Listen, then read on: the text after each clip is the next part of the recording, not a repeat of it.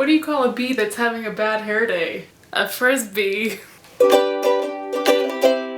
So hi everyone, I figured that since my wrap-ups lately have been like 15 books or more, it would be really wise to start to switch to a weekly wrap-up this summer since I'm going to be reading a lot, which I think is a good idea because I read 5 books in the first week of June. So let's just get on into the books that I read this week. Book number 1 was The Battle of the Labyrinth by Rick Riordan. This is the 4th book in the Percy Jackson series. I get so much, I don't want to say hate, but I feel like a lot of people sigh at me all the time because I'm not a big fan of the Percy Jackson series. I know Percy Jackson is a lot of people's favorite series, and I think I don't like it because I'm too old for it. As a kid, I'm not sure if I even would have liked it because it just seems so immature to me, and I'm sorry for saying that because I know a lot of people really like it. I'm just not the biggest fan of it. Since it's the 4th book in the series, it's a lot of repeated conflicts, like you meet a villain and then you beat them and then there's another one, then you beat them, and it's just really repetitive. I almost don't even want to finish the series, but I only have one more, so I'm gonna push through it, maybe get it on audiobook or something. Just not the hugest fan of this series. I do hear The Blood of Olympus, I think is the other series. I hear that one's really, really good, and I kind of want to try that one out, which is the main incentive I have for finishing this one. It's just so predictable at this point. The only reason I want to finish the series is because I want to find out what happens to Luke, even though I've been spoiled. I just ended up giving this a 2.5 stars. Book number 2 I read this week I enjoyed a whole lot more, and that was Popular by Maya Van Wagenen. This book is a memoir about Maya, and it's about whenever she goes into 8th grade, she finds a book from the 1950s about how to be popular.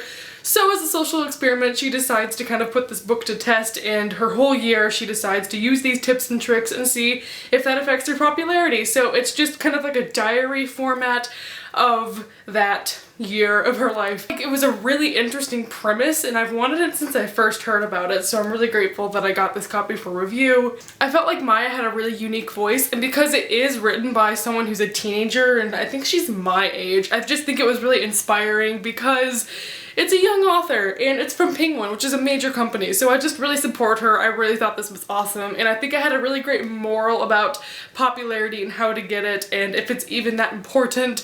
Therefore, I gave this book 4 stars. The next book I read this week was Every Last Word by Tamara Ireland Stone. Tamara. This book follows a girl named Sam who has OCD. She's more of an obsessive person, so she has attacking thoughts rather than compulsive actions, and it just follows her life where she has to hide this disorder from all of her friends, and since she's in the popular crowd, she's really struggling with that, and she has to find new friends that will support her. I thought this was a really great book. I loved it because on the topic of mental illness, it was extremely realistic, and it wasn't any sort of, I meet a boy and instantly I'm better, which is what a lot of mental disorder books tend to glorify. So I thought this was just really well done. I think the writing was fantastic. It was really fast-paced.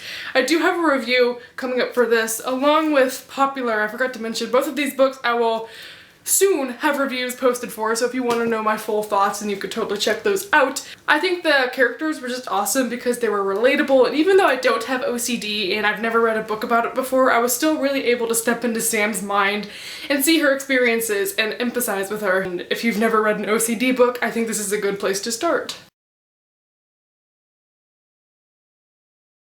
The 4th book I read this month is a pick from my TBR jar, and I read it, or listened to it on audiobook, and that is Blood Promise by Rochelle Mead. This is the 4th book in the Vampire Academy series, so I can't really give you a synopsis of the things that occur within this, but the first book is just vampire drama.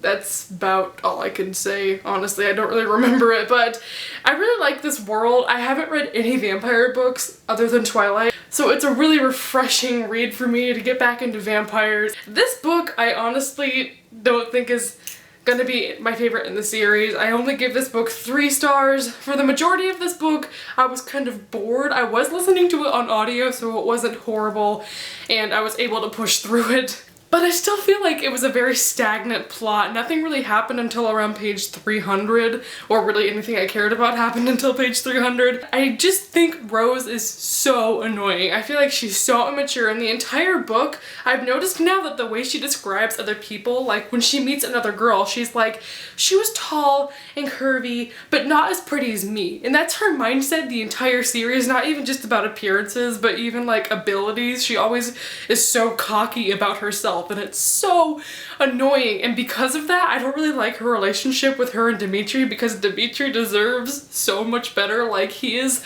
the sunflower of this earth, and Rose is like a dirt of this earth. So I just don't see how they work together, and I'm still moving past that. I have no clue how this series is gonna end up. I have the rest of the series, so I'll probably, no, I know I'll finish it. And as far as Bloodlines, the spin-off, I don't know if I'll read Bloodlines. If you've read Bloodlines and you've also read this series, definitely let me know how it compares. I hear it's better because, again, there's no annoying Rose to have to deal with. And then the last book that I read this week, have I been saying this month, this whole video? I really hope not. No, you've been saying that. Oh, good. The last book I read this week, I actually just finished like 20 minutes ago, and that is The Last Leaves Falling by Sarah Bidwell. This is an advanced copy of a book that already came out, so I don't know why I just told you that. But this is about a boy named Sora, and he has ALS, or Lou Gehrig's disease. It follows him having this terminal illness, just trying to cope with it, and he turns to online friends to kind of cheer him up, and he gets to have an alter ego online. The really unique thing about this book is that it takes place in Japan, which I did not know going into this and was thoroughly surprised, and that's a lot of the reason why I liked it. I think this dealt with having a really serious disease in a great way because it wasn't romanticized at all. There is no relationship in this book, which I think is just amazing. I haven't read that in a very long time. I just think this is a very unique and great book because it is so different. First of all, the whole Japan setting was just so neat. Rocked my socks off. They have like a little Japanese glossary back here, so I was just following along. It was all good, and I just think it was very new, especially because not even was it set in Japan, but there is a teenager with ALS, which is a disease I've never read about before, or in fiction I've never read about. Overall, I think this was really well constructed, and I really liked how Sora's attitude came through because he was never annoying about knowing he was going to die. A lot of books I read where people are destined to die, they either accept it too easily, which annoys the hecky out of me, or they're just so bitter that it's hard to read, but he was a very nice balance of the two, and I think this book was just beautiful. This book does start to involve the topic of assisted suicide, which is something I'm very on the fence about, and that topic made this kind of hard to read toward the end, but I will be having a full review over this coming up in the next couple days, so if that interested you, you should definitely check it out. So once again, here are the 5 books that I read in the first week of June. I think 5 books in 7 days is great, considering the fact that I haven't just been sitting at home all day every day. I'm actually doing things this summer, which is beautiful. It's nice. So if you enjoyed this weekly wrap-up, let me know. I probably will not continue doing it once I get to college in August because that would be stressful, having to film a lot of videos. So that's all that I have to say in this video. If you have read any of these books or you want to read any of these books, definitely let me know down in the comments. Until next time, hope you're all having a nice day.